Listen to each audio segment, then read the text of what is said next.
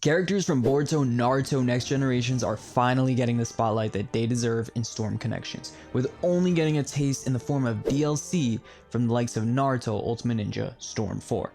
How's it going, everybody? And in today's video, we are going over the top 10 Boruto characters that need to be in Naruto x Boruto Storm Connections. If you are excited for this video, please leave a like and hit that subscribe button. And without further ado, let's get into it. Similar to the last video, the rules are simple. There's going to be no filler characters. I will be allowing a few anime canon characters, and the focus is going to be mainly on the Boruto cast. Now, characters that I won't be mentioning in this list are Kara, because they all most likely will be added in the game, the Cyborg siblings, because I already made a video about them and you can check it out, Urashiki, the 17th generation, because they're definitely being added in the game, and Borushiki, because it's Borushiki.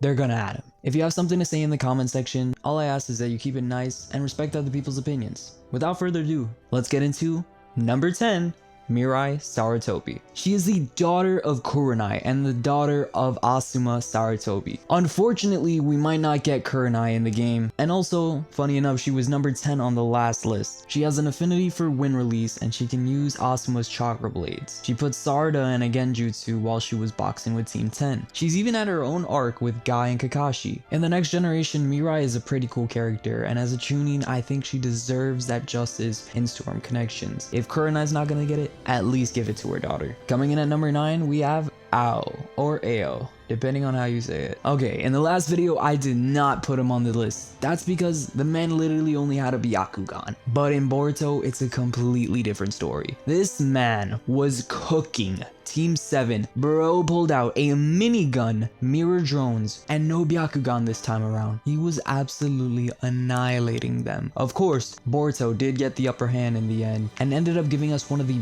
best sequences in Boruto anime history. If we're not gonna get Ao from Naruto, at least give us Ao from Boruto, please. Coming in at our number 8 spot, we have two characters, Kakashi and Konohamaru. They are both Team 7 senseis. Kakashi obviously being the sensei for Team 7 in Naruto, and Konohamaru being the next generation sensei for Team 7 in Boruto. Konohamaru and Kakashi are already in Naruto Storm 4, but of course, these are their Naruto versions. Konohamaru being the little kid, and Kakashi being the old sensei that we know and love. But in Boruto, these guys have aged now, and they got new jutsus as well. Kakashi obviously not having the Sharingan anymore, but being able to use purple lightning. Come on, we have to see purple lightning in Storm Connections.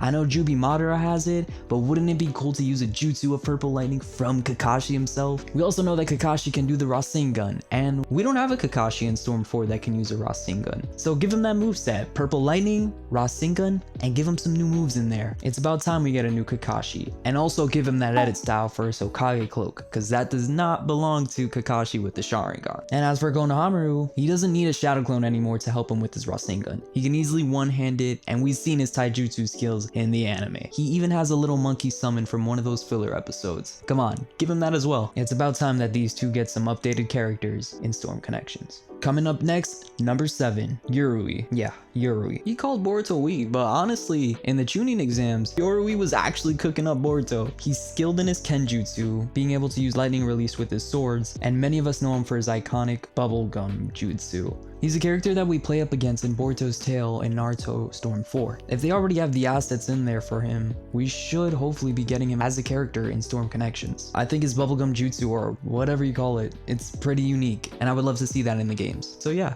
that's number 7 for you. Coming in number 6, we have Team 5. Metal Lee, Denki, and Iwabe. Lee, son of Rock Lee, possibly the son of Tenten, well known for his anxiety taijutsu. He's able to pull off Leaf Hurricane and fuel the anxiety that he has for unpredictable attacks similar to the Drunken Fist. Denki Kaminari, able to use lightning release, and in a tuning exam arc, wear this ninja tech suit that allows him to swift out of the way really fast. And Iwabe, the Earth style head of the group. They're a popular team in the Boruto anime, and yeah, they might not be 100% canon, but I think this team, and along with the other teams we have in this list, definitely deserve to be in Storm Connections. Coming in at number 5, we have Team 15. This actually includes 4 core members: Sumire, Wasabi, Namida, and Tsubaki. Sumire, of course. She could have gotten her own spot, but I decided to include her with Team 15 since that's her team in the anime. She's the class rep, and she's pretty well versed with scientific ninja tools, studying with Katasuke. She has a little animal summon, which in an awakening mode can actually turn big and attack people. Wasabi, part of the Izuno clan, she's known for her cat cloak and can even use a special jutsu called God Possession Monster Cat Beckoning Jutsu. This jutsu was shown to us in the anime during the Chunin exams and literally looks like a cat Susanoo. Namida, being the timid one out of the group, is able to scream as loud as she can and make blasts that can knock opponents away. And one of her special jutsus is able to create a rainbow scream, which, okay, imagine that in the game. Yeah.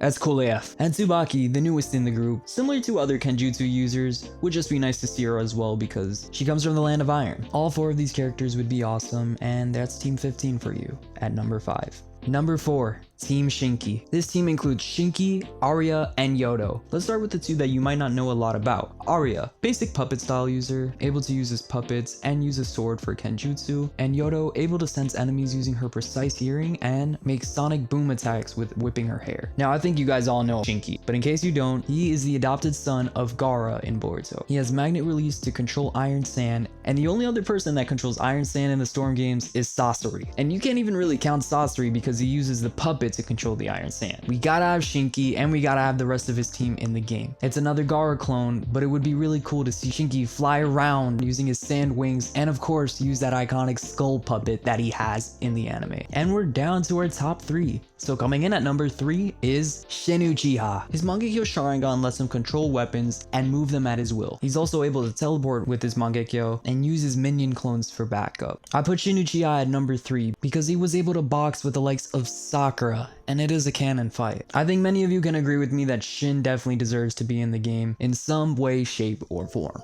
Coming in at number 2, we have Deepa. This man is a menace. He nearly killed Team 7. His body was modified with scientific ninja tech to control the molecular bonding of the carbon that he has in his body. He's a durable foe, being able to tank many moves, such as even a Rasengan from Boruto. I know I said I wouldn't be mentioning any Kara members, but Deepa is an exception. I feel like they might not add him, just because he's an anime exclusive, but the fights that this guy put out in the show is worth checking out. We know they're gonna add Delta, Kashin Kojin, Jigen obviously, but please CC2, add Deepa to the list as well. I want to be able to play as Deepa and rain enemies with my carbon. Pause. Deepa also has a final form, which is his metal form, and I can definitely see that as an awakening. It's so durable, and I can see attacks not doing as much to him when you're in this form. So that's why I put Deepa at number 2.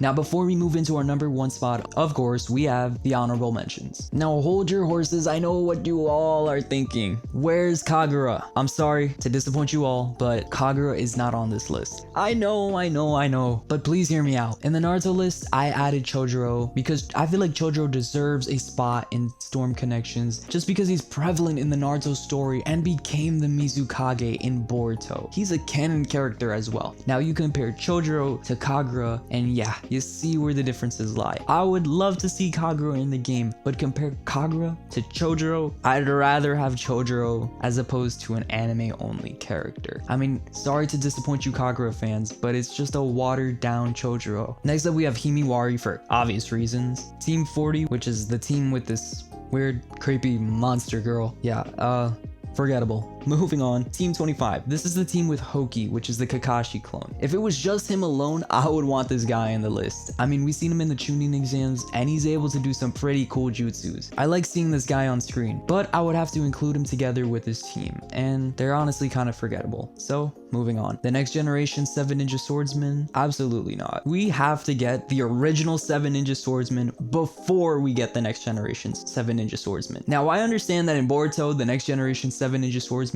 did get a lot of screen time and actually personalities, so I'll give them a plus on that, but I'd rather see the original 7 Ninja Swordsman as opposed to this new gen. The new gen's pretty cool. I actually like them. I have seen the episodes, but that's why they chill at honorable mentions. And finally on our honorable mentions, we have Shoujoji. This guy is just creepy. I don't want to see this in the game. I mean, he has the wind style Zephyr Shield, which is kind of cool, but other than that, And that's the honorable mentions. So moving on, at our number 1 spot, we have Urashiki. Come on, you guys knew this guy was coming. I mean, in the last list, I won't spoil it in case others haven't watched it, but come on, you knew he was coming at number 1. Urashiki arrived to the moon and was able to humble Toneri in a matter of seconds, froze him on the moon, and arrived on Earth with Momoshiki and Kinshiki. You know, fun fact, he was actually supposed to be a canon character, but they cut him out from the movie last second because of time constraints. That goes to show that Urashiki deserves to be in the game. They made a Momoshiki and Kinshiki DLC for Storm 4 and they did not include my boy Urashiki. Please add Urashiki in the game. He has his chakra fishing rod, which allows him to steal chakra from other people and put them in his little gourd. He can then take that chakra out and use it against people. A little similar to Momoshiki. Urashiki has 2 colored Renegon. He has a blue Renegon and he has a red Renegon. Now the red Renegon, it's said to just make him teleport, but I think can't like all Otsutsuki do that. So the red Renegon is kind of up in the air. The blue Renegon, however, allows him to travel back in time, and we see him use this ability in the anime to move back a couple seconds, and this actually gives him a somewhat slight form of clairvoyance. He has a final form, which is his avian form, and it allows him to manifest a golden Renegon and wins. I'll just put this clip playing right here, and yeah, you can see what this guy can do in his form. Unfortunately, he was defeated by Boruto and Naruto, which, you know, it is what it is. But besides that, Urashiki, out of the whole list, number 1 deserves to be in Storm Connections. And well, that's it. Those are the top 10 Boruto characters that need to be in Naruto x Boruto Storm Connections. Do you guys agree? Let me know in the comments. And hey, I want to hear your feedback too, so let me know what characters you guys want in Storm Connections. And hey, maybe someone at Storm Connections is listening to us, so let me know. As always, I love you guys. Thanks for watching all the way through. Leave a like and subscribe if you enjoyed, and as always, I'll see you next time. Till then, peace.